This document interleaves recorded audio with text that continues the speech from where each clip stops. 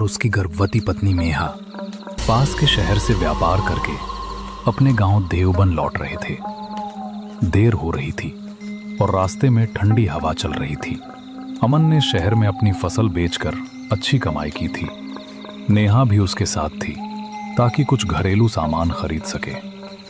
शाम हो चुकी थी और आसमान में काले बादल छाए हुए थे। उनके बैल अपनी खूबसूरत पगडंडियों पर धीरे धीरे चल रहे थे, मानो उन्हें दुनिया भर में दौड़ने की कोई जल्दी ना हो। रास्ता लंबा था और चारों तरफ खेतों की मिट्टी की सौंधी खुशबू फैली हुई थी। अरे अमन, देखो कितना सुहाना मौसम है। हवा में मिट्टी की खुशबू कितनी प्यारी है ना। बिल्कुल, और आज फसल भी अच्छे दामों पर बिक गई। शुक्र है भगवान का, मेहनत रंग लाई। लेकिन देखो अमन, आसमान एकदम से कैसे भर गया। बादल तो ऐसे बरस रहे हैं जैसे किसी ने नल खोल दिया हो। लगता है ये शाम अब हमारी सबसे हसीन याद बनने वाली है। हाँ नेहा, तुम सही कह रही हो। शहर का शोर शराबा सिरदर्द देता है, लेकिन गांव की शांति मन को सुकून देती है। अब हम घर जाकर माँ को ये खुशखबरी सुनाएंगे। वो बहुत खुश होगी और इस बार बच्चे के लिए भी कुछ अच्छी खरीदारी की है। अचानक तेज हवा चलने लगी, पेड़ों के पत्ते सरसराने लगे और धूल उड़ने लगी। बैल भी बेचैन हो गए और धीरे धीरे चलने लगे। चलो थोड़ी गति बढ़ा लेते हैं, वरना बीच सड़क पर भीग जाएंगे। भीग गए तो क्या होगा? क्या हमें अपना बचपन याद आएगा जब हम खेतों में बारिश में नाचते थे? हाँ नेहा, वो भी क्या दिन थे। अब तो बस जिम्मेदारियां ही जिम्मेदारियां हैं। पर जमाना कितना भी बदल जाए, गांव की मिट्टी और उसकी खुशबू हमेशा अपनी ही लगती है। धीरे धीरे बारिश होने लगी और थोड़ी ही देर में घना कोहरा छा गया। अमन और नेहा दोनों ने अपने कपड़े सिर पर रखे और चुपचाप इधर उधर देखने लगे, आसरा मिलने की उम्मीद में। लगता है भगवान ने आज खूब बारिश करने का फैसला किया है। नेहा, तुम घबराओ मत, बैलों को धीरे धीरे चलाता हूँ। हाँ, मुझे डर लग रहा है। तुम्हें थोड़ी रोशनी दिख रही है, शायद कोई घर या चौक हो। हाँ, मैं भी देख सकता हूँ। चलो उस तरफ चलते हैं, लेकिन जरा संभल कर। बैल बार बार क्यों रुक रहे हैं? उन्हें कुछ महसूस तो नहीं हो रहा? शायद बिजली की आवाज से डर गए होंगे। अब लौटने का कोई रास्ता नहीं है। चलो रोशनी तक पहुंचते हैं, शायद मदद मिल जाए। पता नहीं अमन, ये रास्ता जाना पहचाना नहीं लग रहा। उम्मीद तो है नेहा, वरना ये इलाका डरावना होने लगा है। डरो मत, मैं तुम्हारे साथ हूँ। चाहे कुछ भी हो जाए, हम सब मिलकर उसका सामना करेंगे। रोशनी की दिशा में बैलगाड़ी की धूल अब पानी में बदल रही थी। मौसम की कड़ी गर्मी के बावजूद मन में एक अनजानी शांति की हल्की सी खुशबू जाग रही थी। वे बैलगाड़ी को रोशनी की ओर मोड़ रहे थे। बारिश इतनी तेज हो रही थी कि कच्ची सड़क कीचड़ में बदल गई थी और बैलों के पैर कीचड़ में धंस रहे थे। इस वजह से बैल बड़ी मुश्किल से चल पा रहे थे। काफी मेहनत के बाद वे धीरे धीरे एक छोटे से गांव में पहुंच गए। गांव छोटा था पर साफ सुथरा लग रहा था। कुछ घरों से हल्की रोशनी और धुआं निकल रहा था। गांव में घुसते ही उनकी नजर एक वृद्धा महिला पर पड़ी जो अपने घर के बाहर दरवाजे पर बैठी थी और उसके बगल में एक लाल बत्ती जल रही थी। वृद्धा ने दोनों को गौर से देखा और फिर धीरे से मुस्कुराई। उस मुस्कान में एक अजीब सा रहस्य छिपा था। नमस्ते माँ जी। हम पास के शहर से अपने गांव लौट रहे थे। रास्ते में अचानक बारिश शुरू हो गई तो हमें यहीं रुकना पड़ा। कोई बात नहीं बेटा, ऐसी रातों में मुसाफिरों को पनाह देना ही इंसानियत है। अंदर आ जाओ, तुम दोनों भीग गए हो। शुक्रिया माँ जी। रास्ता इतना कीचड़ भरा था कि बैल भी थक गए। हमें लगा अब रुकने की जगह नहीं मिलेगी। हाँ, इस इलाके का मौसम बहुत खराब है। कभी शांत रहता है तो कभी अचानक बारिश हो जाती है। कुछ पल वो ऐसे ही देखती रही, फिर अचानक उठी और अपने घर की ओर मुड़ी।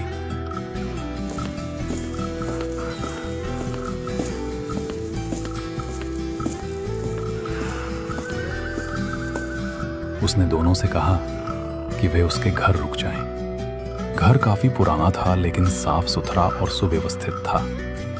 दीवारें मिट्टी की और छत खपरेल की थी, जिस पर बारिश की बूंदें मध्यम लहरों में गिरकर एक अजीब सा संगीत रच रही थीं।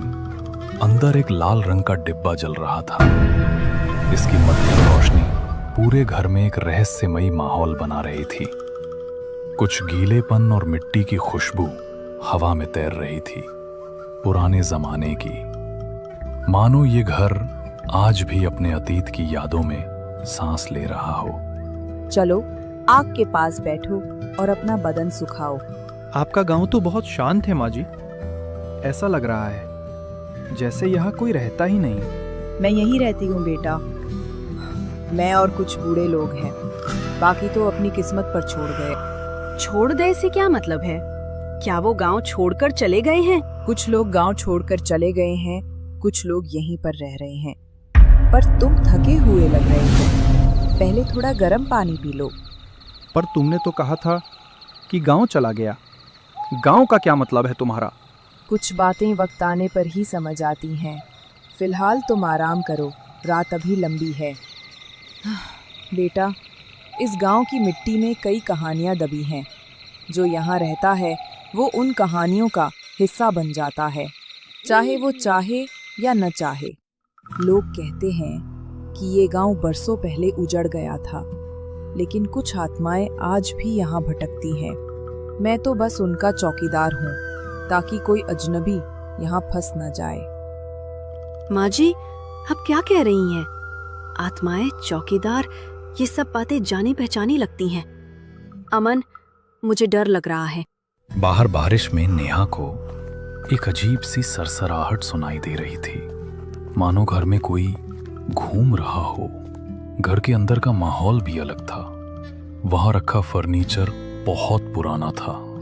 दीवारों पर लगी तस्वीरें भी गीली थीं, जिसमें अतीत की झलक अभी भी थी। इसी बीच शांति देवी के पति हरि बाबू बाहर आए।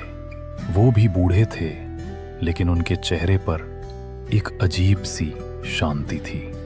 उन्होंने पुराने कपड़े पहने हुए थे और उनकी धीमी चाल में एक धीमी गति से चल रहे थे। देखो बेटा, ये मेरे पति हरि बाबू हैं। जिंदगी के इस पड़ाव में भी वो घर का ध्यान वैसे ही रखते हैं जैसे पहले रखते थे। ये घर हमारे पुरखों की निशानी है। यहाँ बिजली तो आई, पर हमने उसे स्वीकार नहीं किया। इन लालटेनों की रोशनी में हमें आज भी वही सुकून मिलता है जो मशीनों की चमक में नहीं मिलता।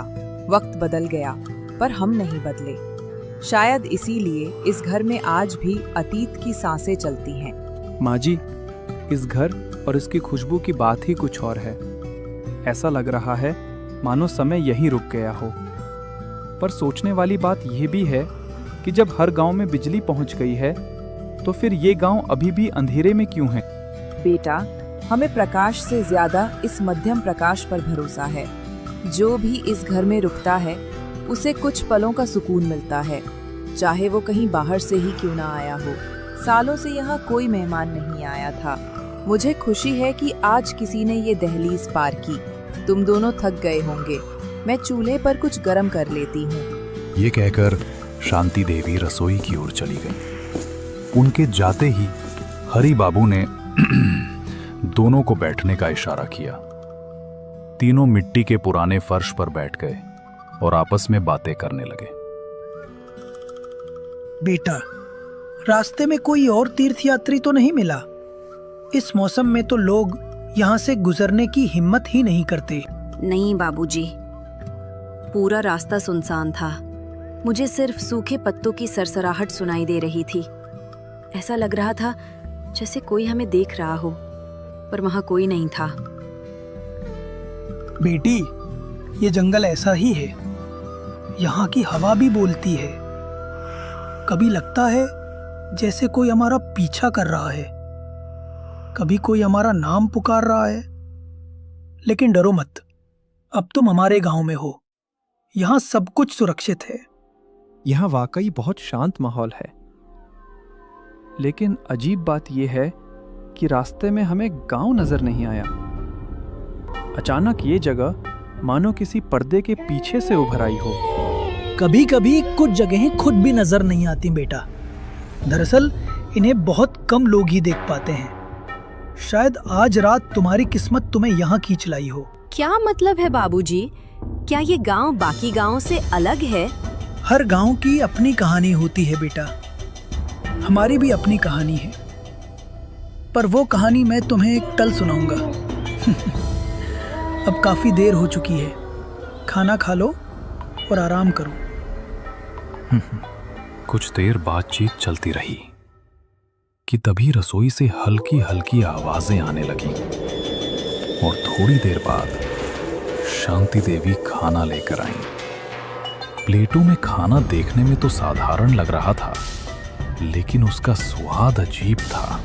खाने में पुराने जमाने का स्वाद है। पेट ही नहीं, यादें भी तृप्त हो जाती हैं।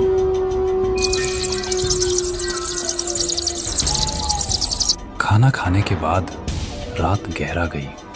बाहर बारिश थम गई थी, लेकिन नल से टपकती बूंदों का पानी अभी भी सन्नाटे में गूंज रहा था। तभी हरी बाबू उठ खड़े हुए। उन्होंने अमन और नेहा से कहा कि अब उन्हें आराम करना चाहिए। वो उन्हें घर के पीछे ले गए, जहां एक छोटा सा कमरा था। बेटा, आराम करने का समय हो गया है। मैं तुम्हें एक कमरा दिखा दूंगा। आज रात यहीं रुको, तुम सुरक्षित रहोगे। ठीक है बाबूजी। कमरा छोटा है पर अजीब सी शांति है।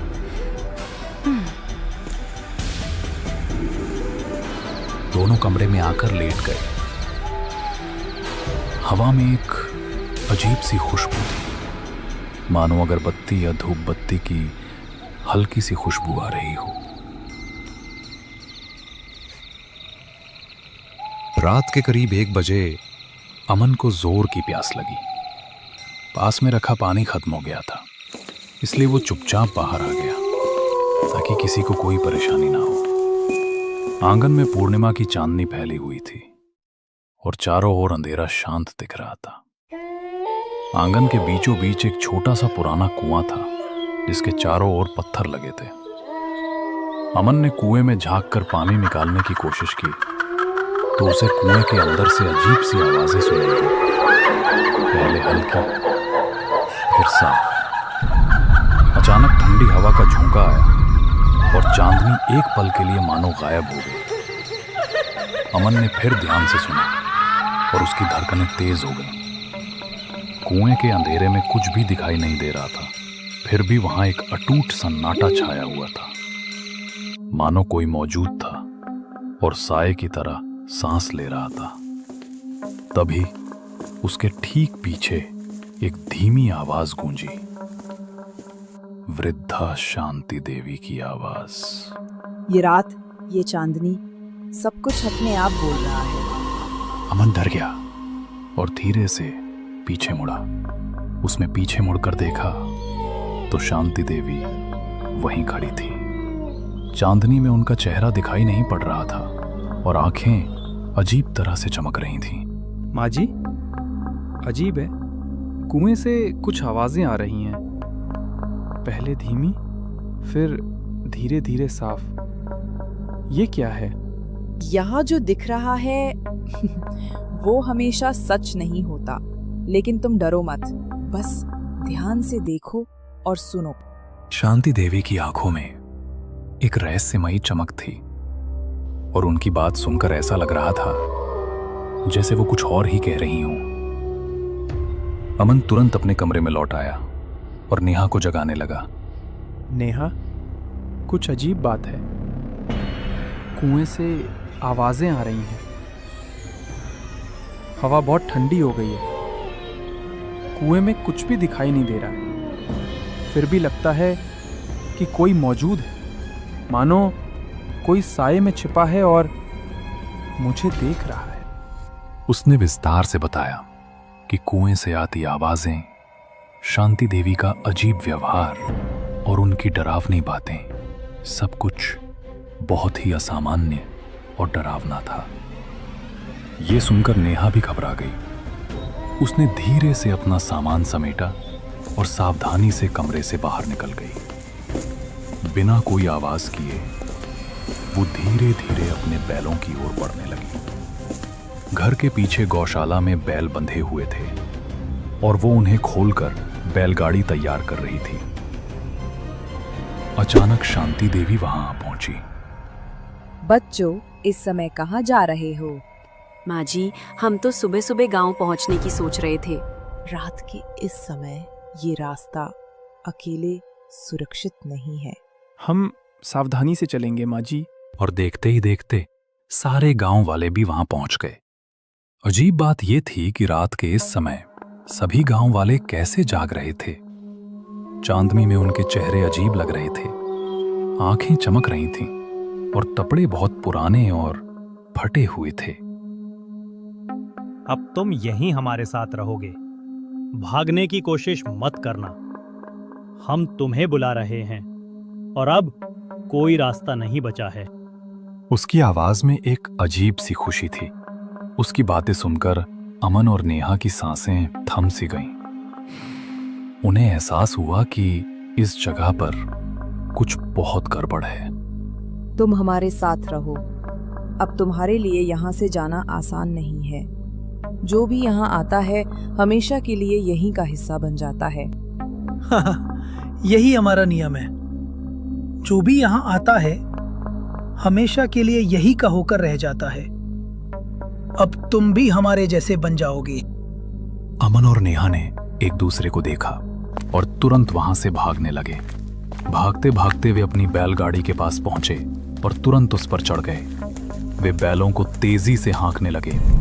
बैल भी डरकर तेजी से भागने लगे। नेहा ने पलटकर देखा तो उसकी रूह कांप उठी। गांव वाले उनका पीछा तो कर रहे थे पर जमीन पर नहीं, वे हवा में तैर रहे थे। उनके पैर जमीन पर भी नहीं पड़ रहे थे। खतरे से डरकर बैल बिना रुके तेजी से दौड़ रहे थे।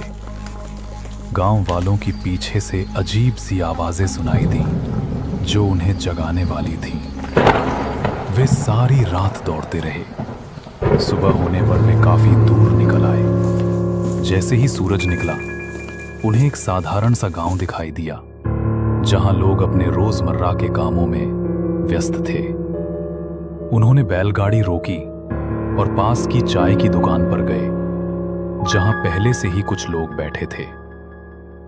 नेहा, मुझे लगता है हम वाकई सुरक्षित हैं। देखो, ये एक साधारण सा गांव है। अगर हम थोड़ी देर और रुक जाते तो पता नहीं क्या होता। शायद हम हमेशा के लिए वहीं रह जाते और अपने गांव कभी वापस नहीं लौट पाते। क्या आपको दक्षिण में कोई गांव पता है? हम कल रात वहीं रुके थे। वहां हमारा बड़े सम्मान से स्वागत किया गया और हमें खाना भी परोसा गया। लेकिन सच कहूं तो हमें उनकी बातें बहुत अजीब लगी। हमें अपनी जान बचाकर भागना पड़ा। कुछ लोग हमारे पीछे दौड़ रहे थे। अब हम जानना चाहते हैं कि उस गांव का रहस्य क्या है। क्या आप हमें इसके बारे में बता सकते हैं? हाँ बेटा, वो गांव शापित है। जो भी वहां गया वापस नहीं लौटा। सब रहस्यमय तरीके से गायब हो गए। तुम्हारा सुरक्षित बचना एक चमत्कार है। गांव वाले की बात सुनकर अमन और नेहा एक दूसरे को अजीब नजरों से देखने लगे और उनकी सांसें तेज हो गईं। अब दोनों को समझ आ गया कि असल में क्या हुआ था और उन्हें एहसास हुआ कि वे मौत से बच गए हैं। देखो अमन, अब हमें सब समझ आ गया है। चलो चाय पीते हैं और जल्दी से यहाँ से निकलते हैं। डर से कांपते हुए दोनों चाय की दुकान पर बैठे, चाय पी और तुरंत वहां से निकल पड़े। रास्ते भर वे यही सोचते रहे कि कैसे उस भयानक मौत के जाल से बाहर निकले।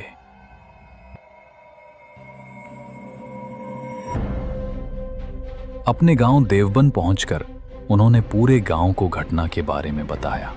गांव वालों ने उन्हें बताया कि वो गांव वाकई शापित है और पहले भी कई बार लोग वहां आकर रहस्यमयी तरीके